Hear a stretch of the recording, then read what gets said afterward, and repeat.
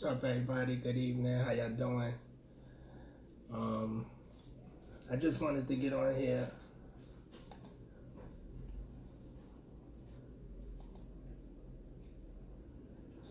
Sorry. Yeah, once again, I'm waiting for my Facebook Live to load up. For some reason, it's not. I don't know what's going on. Okay, there we go. So, good evening, everybody. I'd like to welcome you all to Gilbert and Bell Live. I wanted to get on here today in honor of National Overdose Day. Today is National Overdose Day. So I thought I'd get up here and do a quick training on naloxone, also known as Narcan. I don't know how many of you guys are familiar with that, or if you had any training with that. So before we get started, you can share this with your family and friends. And the thing is that after this training, you can email me and let me know that you've watched the training and you would like a kit, and you provide me with your contact information. I can mail you a Narcan kit, and you'll be trained to use it on anybody that you expect is having overdose from opioids. So I guess without further ado, so this right here is a Narcan kit. I don't know how many of you guys have seen this, whether at work or you've seen somebody carrying it, but this is a Narcan kit, also known as naloxone, and it's used to help prevent opioid overdoses. The kits come with 2 doses of Narcan, some gloves, some latex glove, a mouth covering if you have to administer CPR, your certified card that you've been trained by somebody like myself, and some information. So how do you know if somebody's having an opioid overdose? Say you walk in, or you come into a room, come into a house, walking down the street or on the subway. I'm pretty sure a lot of you people have seen somebody like nodding on the street, where you see them, they about to touch the floor and they don't, and they just standing there. Or you may see somebody just laid out on the floor. You may think, oh, they're just sleeping. But that person could be experiencing an opioid overdose. So what you want to do is try to get their attention by shouting at them, like, hey, are you okay? You know, see if they answer to that. If they don't, then excuse me. If they don't, then you can do what's called a sternum rub. That's when you take your knuckles and you put it on their sternum, which is in the middle of their chest, and you give it a little rub and see if they respond to pain. Some of you may not be comfortable with that, so you do it the best way you can, but you want to be careful with how you touch somebody. So if they don't respond to that, then you can call 911 to have some help on the way, just in case this person is having a medical emergency. So another way that you could tell if a person is experiencing an opioid overdose is if their lips are blue, their fingertips are blue, they're making a snoring or gurgling sound, or they're just not responsive, they're passed out. So what you want to do is get your kit, take out a dose of the Narcan, and administer it. So before you do that, let me just tell you that Narcan only works on opioids. So some examples of opioids are like heroin, fentanyl, Oxycontin, Percocet. So a lot of you young kids that you rapping about it, or you hear your favorite rapper rapping about Percocet, and you go out there and try to take it, just know that you can potentially have an opioid overdose. Now, when you think about opioids, you may think about like heroin addicts, and that's a stereotype of stigmatism. Like, there are a lot of people who are addicted to opioids. Your grandmother, your grandfather may be addicted to them because their doctor prescribed it to them for pain, and now they've become dependent on these medications.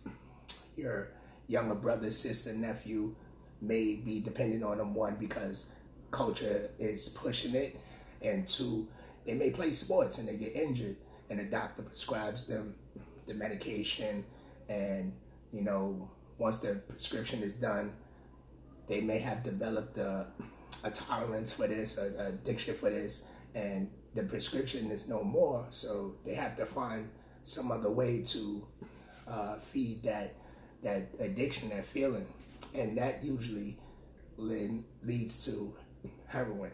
So don't think that it's just for, you know, older people or people out there on the street that are heroin addicts. A lot of young and old people develop these addictions. So back to the person, you shouted at them, you gave them the sternum rub, their lips and fingernails are blue, and they are not responsive. You call 911, you have them on the way. So now, like I said, when administering the Narcan, this is a Narcan naloxone. This is one dose, right? So be careful with this when you're administering it, because if you make a mistake and press this middle button and waste the dose before you give it to the person, you decrease the chances of saving their life. So when giving this medication, just remember the 3 P's. The first P is peel. That means you turn this to the back. It has a little flap.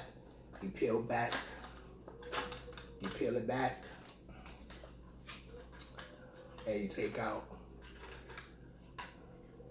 This is a nasal spray, right? This dose is administered nasally. They also have injectables, but this one is for the nasal.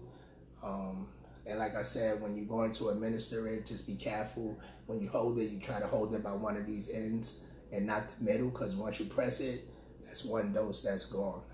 So you peel, you take the nozzle, you place it in the person's nostril, and then you press. Peel, place, and press. Once you press it, the medication is dispensed. The medication is absorbed. Sorry guys. The medication is absorbed through the mucous membrane, and it takes anywhere from 2 to 8 minutes to take effect. So if the person doesn't respond within 2 minutes, then you might want to go on and give them that next dose. You don't want to wait the full 8 minutes, because the person could die on 3 minutes, 4 minutes, 5 minutes. So if they don't respond in 2 minutes, it's okay, give them the second dose. And like I said, this only works on opioids. So if somebody's having a medical emergency from something else, it's not going to do anything to them. It's not going to cause any adverse effects. This only works for opioids. So you gave them the first dose, it don't work, or you gave them the second dose and it don't work. If you know CPR, you can start to administer CPR. Like I said, this kit comes with a mouth cover to give the person CPR. Comes with gloves. Protect yourself. And you could start that. If that doesn't work, you turn the person on their side in the recovery position, and you bring the knees up to their chest, put one arm under them to keep them from choking, and you wait for help to arrive. Now, if the person does respond and they come out of their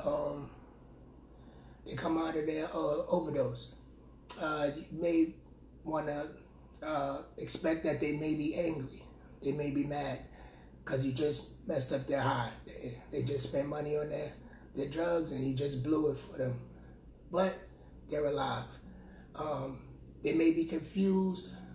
They may not remember what happened. You may have to explain to them that, hey, you just had an overdose, help is on the way, take it easy. You also want to explain to them that they should not use any opioids within the next, they shouldn't use it at all, but definitely not within the next 30 to 90 minutes. This medication is effective up until 90 minutes. And if the person uses opioids within that time, they increase their chances of going back into an overdose and potentially dying. So you definitely want to warn them of the effects of that. The next thing is 911 Good Samaritan law. So if you have somebody experiencing opioid overdose and you decide to help, whether it be on the streets or in somebody's home and there's drugs or paraphernalia around, and the police show up, the 911 Good Samaritan law protects you from facing any prosecution, from any paraphernalia, drugs that's found on the scene, up until a certain amount. Can't really remember, but don't think you're going to have keys in there and they ain't going to say nothing. You're going to have to explain something. But if, you got a couple of bags around or some joints or whatever, some crack pipes, I don't know what you're doing in there, but if you have that around, no charges can be brought against you unless you're on like parole or you have warrants or something like that. Then you got to deal with that. That's the only thing. Also, the 911 Good Samaritan law, it prevents families from suing you in case you administer Narcan and the person still dies. Like the person still dies after you try to save their life, and their family feels like, oh, you gave them Narcan, you instigated that death. 911 Good Samaritan law protects you from that. So don't let these things discourage you. Listen, if you have the chance to save somebody's life, please take it, especially with these kids. They do have expiration dates. However, if you have a kit and it is expired, it still can potentially help to save somebody's life. Even though it's not as potent, it still can help. If you do have an expired kit, you can always turn it in. You could come, by Healthcare Choices and we'll change it for you. Or you could go to your local participating pharmacy and they should be able to change it for you also. Now, if your church, your job, family, anybody want to be trained on this how quick this was, that's how quick it is. You give me a call, we can set up a Zoom meeting, I'll train you. Just to know, I'm only authorized for Brooklyn and Queens. But if you see this and you still want a kit, you definitely could use this for training. Then contact the Department of Mental Health Hygiene, and they could definitely get you set up with a kit. But if you're in the Brooklyn, Queens area, and you're watching this now all the way through, or you watch this on a replay, and you want a kit, message me. You can message me at kaysak.g@gmail.com and let me know that you watched the training, and I can get your contact information and mail you out a kit. If you want me to do a training via Zoom or whatever platform you have for you, your organization, your church, 5 minutes, 10 minutes, depending on the questions that people have, I definitely could do that for you also. So just hit me up, like I say, kaysakg@gmail.com, kaysak.g@gmail.com, and I'll definitely hook you guys up. So like I said, I wanted to do this in honor of National Overdose Day. I was supposed to do it, and I'm definitely going to do another one.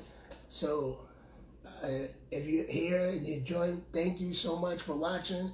If you know somebody that could benefit from this, forward this to them, tag them to it, and let me know if you enjoyed it. I would appreciate Tell me if you didn't enjoy it. Either way, thank you guys for watching, and I'll see you next live video.